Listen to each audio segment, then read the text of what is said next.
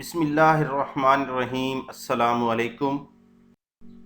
Dear students, today we will discuss regulation of enzymes. Cells can modulate enzymatic activity and obtain very carefully controlled expression of catalysis. Regulation of enzymes occurs by following ways.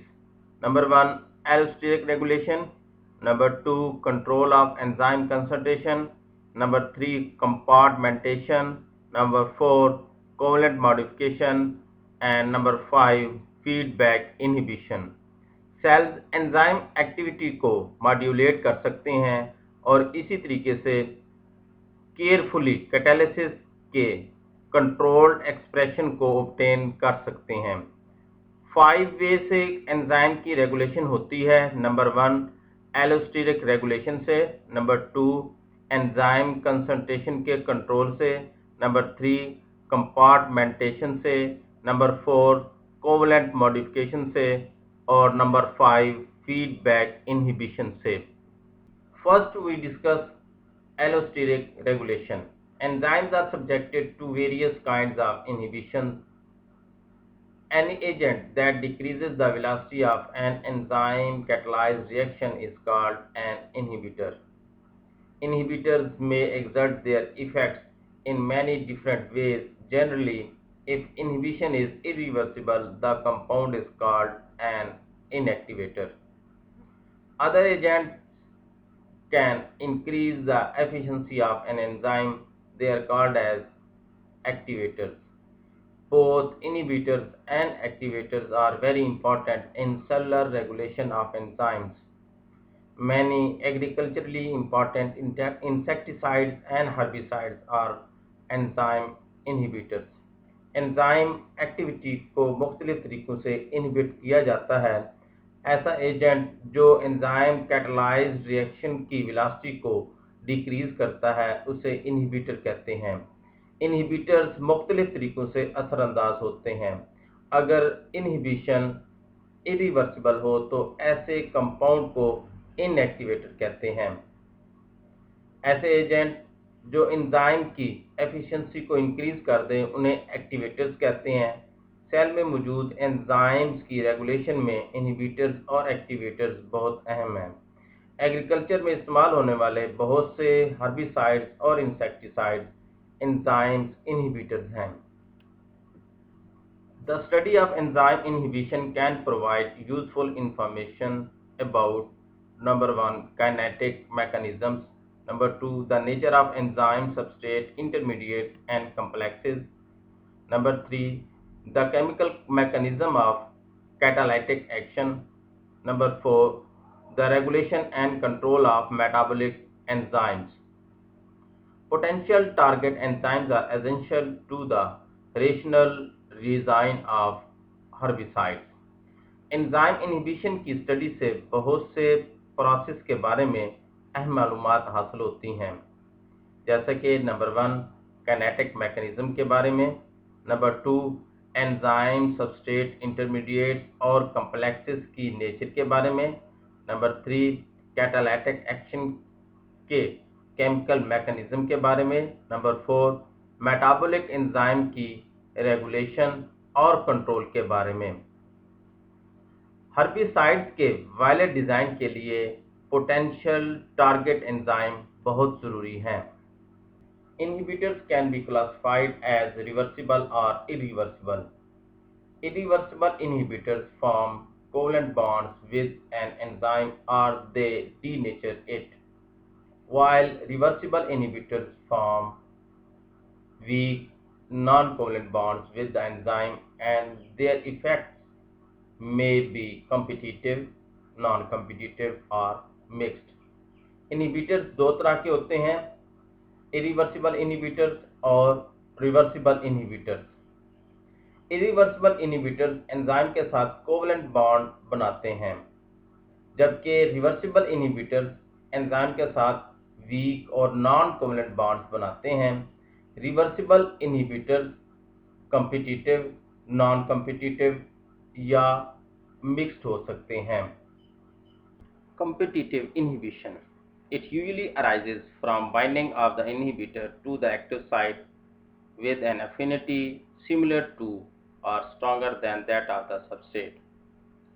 Competitive inhibition may also occur in allosteric enzymes where the inhibitor binds to a distant site on the enzyme, causing a conformational change that alters the active site or prevents normal substrate binding.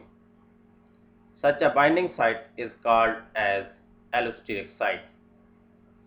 Allosteric enzymes function through reversible non-covalent binding of regulatory compounds called allosteric modulators or allosteric effectors, which are generally small metabolites or cofactors.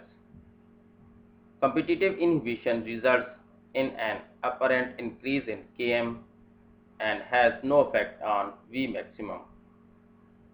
Competitive inhibition में inhibitor एक तो substrate जैसा होता है, दूसरा inhibitor में enzyme की active site के साथ जुड़ने की सलाहियत ज़्यादा होती है। कॉम्पिटिटिव इनहिबिशन एलोस्टेरिक एंजाइम में भी होती है। इनहिबिटर एंजाइम के साथ एक्टिव साइट की बजाय दूसरी जगह पर अटैच होता है, जिससे एक्टिव साइट की शेप चेंज हो जाती है। इस वजह से नॉर्मल सबस्ट्रेट भी एक्टिव साइट के साथ अटैच नहीं हो सकता। कॉम्पिटिटिव इनहिबिशन की वजह से Km इंक्रीज हो जाता है, जबकि V मैक्सिमम में कोई तब्दीली नहीं होती। एलोस्टेरिक एंजाइम रेगुलेटरी कंपोनेंट्स की रिवर्सिबल और नॉन कोवलेंट बाइंडिंग के ज़रिए से काम करते हैं।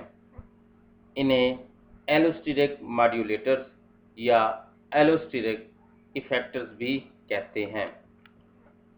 In non-competitive inhibition, the inhibitor does not compete with the substrate for binding to the active site. Instead, it may bind to another site on the protein and obstruct the substrate's access to the active site. Non-competitive inhibition is frequently observed in the regulation of metabolic enzymes. The diagnostic property of this type of inhibition is that Km is unaffected, whereas V maximum decreases in the presence of increasing amount of inhibitor. Non-competitive inhibition में inhibitor substrate के साथ active site पर attach होने के लिए compete नहीं करता, बल्कि एंजाइम पर किसी और जगह पर अटैच होता है, जिससे सबस्ट्रेट एक्टिव साइट पर अटैच नहीं हो सकता। मेटाबॉलिक एंजाइम की रेगुलेशन में नॉन कम्पिटिटिव इनहिबिशन बहुत ज़्यादा ऑब्जर्व की जाती है। नॉन कम्पिटिटिव इनहिबिशन की वजह से Km में कोई तब्दीली नहीं होती, जबकि V मैक्सिमम डिक्रीज हो जाता है। Mixed inhibition is very common and results from the formation of a complex consisting of the enzyme, the substrate, and the inhibitor that does not break down to products. Mixed inhibition is characterized by effects on the both V maximum which decreases and Km which increases. Mixed inhibition बहुत common है। ये enzyme, substrate और inhibitor के complex की वजह से होती है। मिक्स्ड इनहिबिशन में Km ज़्यादा हो जाता है, जबकि V मैक्सिमम कम हो जाती है। Next is control of enzyme concentration. The amount of enzyme in a cell is determined by the relative rates of enzyme synthesis and the relative rates of enzyme degradation. Control of enzyme synthesis.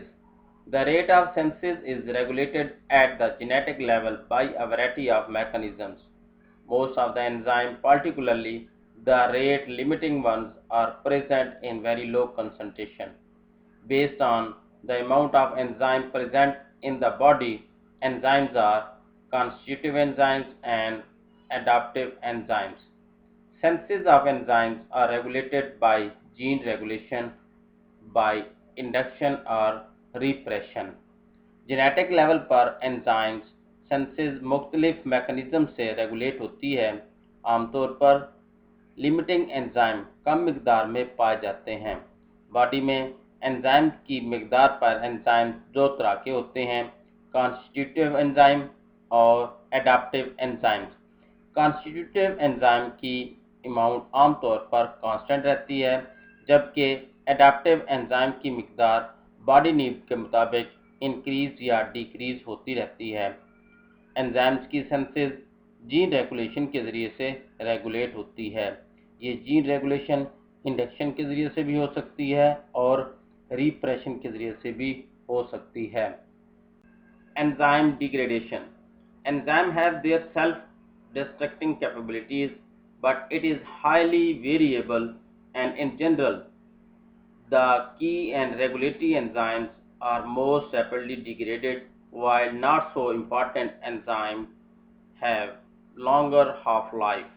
For example, LDH4 is degraded in 5 to 6 days, while LDH1 is degraded within 8 to 12 hours. Enzymes की self distracting capabilities होती हैं, लेकिन ये very करती हैं। अहम regulatory enzymes जल्द degrade होते हैं, जबकि कम इम्पॉर्टेंट एंजाइम काफ़ी अर्सा रहते हैं, जैसा कि LDH4 5 से 6 दिन में डिग्रेड होता है, जबकि LDH1 सिर्फ 8 से 12 घंटे में डिग्रेड हो जाता है। Compartmentalization. Different enzymes or isozymes with different catalytic properties may be localized in different regions of the cell, such as mitochondria and cytosol. Similarly, enzymes associated with special tasks are often compartmentalized. For example, cell walls contain glycosidases and peroxidase. The enzymes involved in photosynthesis are found in chloroplasts. मुख्तलिफ enzymes की catalytic property भी मुख्तलिफ होती है। Cell में मुख्तलिफ जगहों पर एंजाइम्स लोकलाइज होते हैं, जैसा कि माइटोकॉन्ड्रिया और साइटोसोल में।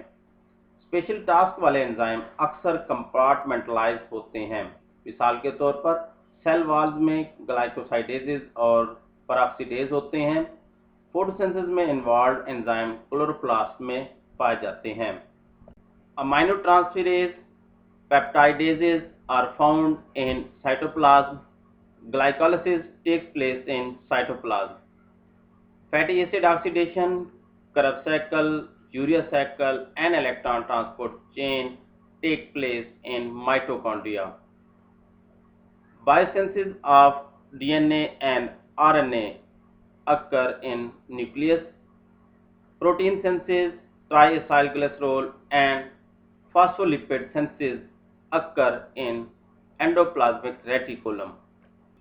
Lysozyme, phosphatases, phospholipases, hydrolases, proteases are found in lysosome.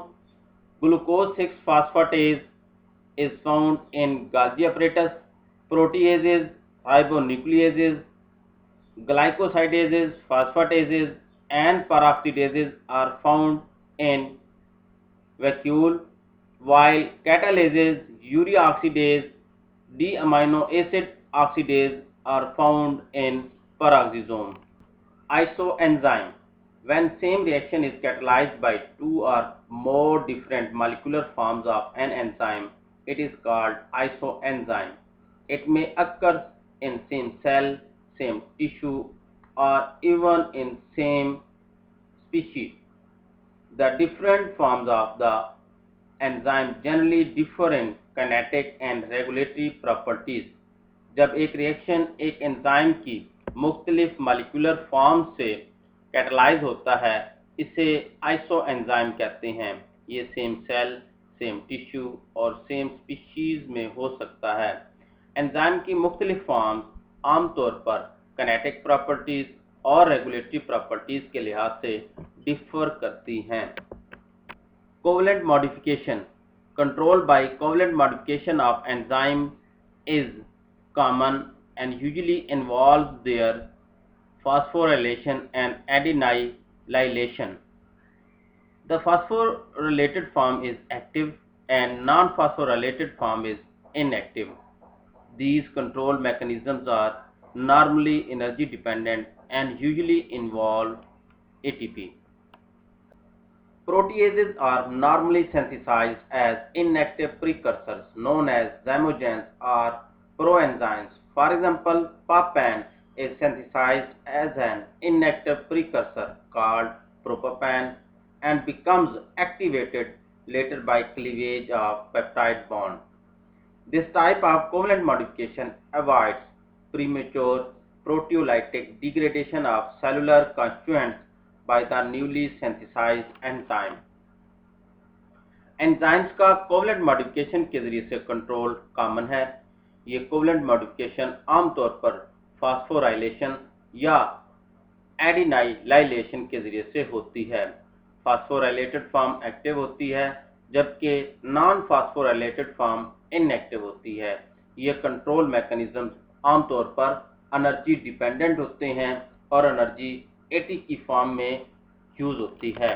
Normally proteases as a inactive precursors जैसा कि zymogens और प्रोएंजाइम्स सिंथेसाइज होते हैं। मिसाल के तौर पर papain as a inactive precursor propapain synthesize होता है और बाद में पेप्टाइड बॉन्ड की क्लीवेज से एक्टिवेट होता है। इस तरह की covalent modification newly synthesized enzyme से होने वाली प्रीमेच्योर प्रोटियोलाइटिक डिग्रेडेशन से बचाती है। Feedback inhibition consider a typical metabolic pathway with two or more end products. If end products build up too much, then a control system is required in order to decrease further formation of end products. If reactant A is built up too much, then conversion rate of reactant A to products should be increased. The process is usually regulated by control of the flux at first step of the pathway and at each branch point. Consider करें एक metabolic pathway में दो या दो से ज़्यादा and products बनते हैं।